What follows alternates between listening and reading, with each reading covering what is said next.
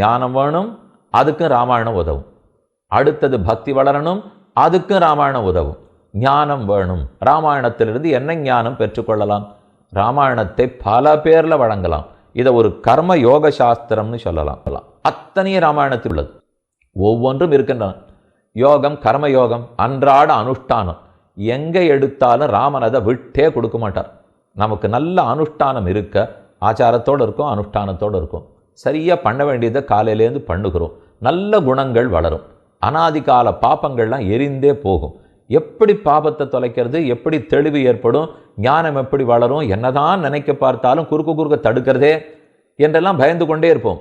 ஒரே வழி, ராமாயணத்திலிருந்து ஞானத்தை பெறுவோம். அந்த ஞானம் நம் கர்மங்களை தொலைச்சிடும். அந்த யோகமே போரும், அந்த ஞானமே போரும். ராமன் ஸ்ருங்கிபேரபுரத்தை தாண்டார், பக்கத்தில் போய் சேர்ந்தார். ரொம்ப ஆச்சரியமான இடம் சித்திரக்கூட்டம். சித்திரக்கூட்டத்தில் இருக்கிற சேவம் ஒரு நாள் அவர் அனுஷ்டானத்தை விட்டதில்லை. அதுக்கப்புறம் காடு காடா ஆசிரமமா தாண்டார். பஞ்சவட்டிக்கு போய் இருக்கார். இந்த 2 இடம் தான் அவர் கொஞ்சம் தங்கினது, மூச்சு விட்டது. மற்ற இடத்துலலாம் இன்னைக்கு இருந்தால் நாளைக்கு போயிடுவார், நாளைக்கு இருந்தால் அடுத்த நாள் போயிடுவார்.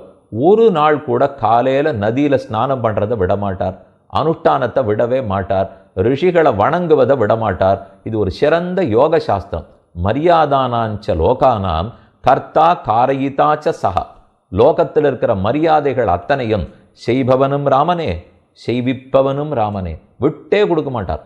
தந்தை சொல் மிக்க மந்திரம் இல்லைன்னு சின்ன ஆச்சாரத்திலேருந்து ஆரம்பித்து, அடியே ஆச்சாரம்னு சொன்ன போது அப்பப்போ ஆச்சமனம் பண்ணுறது, பிராணாயாமம் பண்ணுவது, அவ்வப்போது நாகிறது, தௌத வஸ்திரம் ஆச்சாரமாக வேஷ்டி உடுத்தி கொள்வது, இதை மட்டும் சொல்லவில்லை.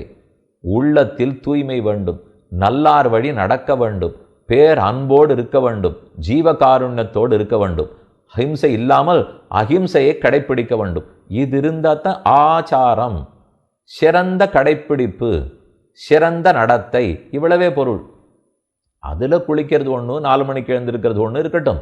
ஆனால் பொதுவாக ஆச்சாரம்னால் இது இத்தனையுமே சேர்ந்தது. மரியாதானாஞ்சலோகானாம் கர்த்தா காரயிதாச்ச சஹா.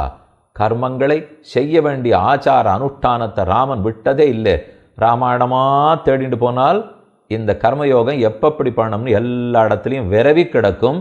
வசிஷ்டர் பண்ணதுலேருந்து, விஸ்வாமித்திரர் பண்ணதுலேருந்து, பரதன் நடத்தினதுலேருந்து, சுக்ரீவன் பண்ணினதுலேருந்து விடாமல் பார்த்து தெரிஞ்சுக்கலாம். இது கர்மயோக சாஸ்திரம்.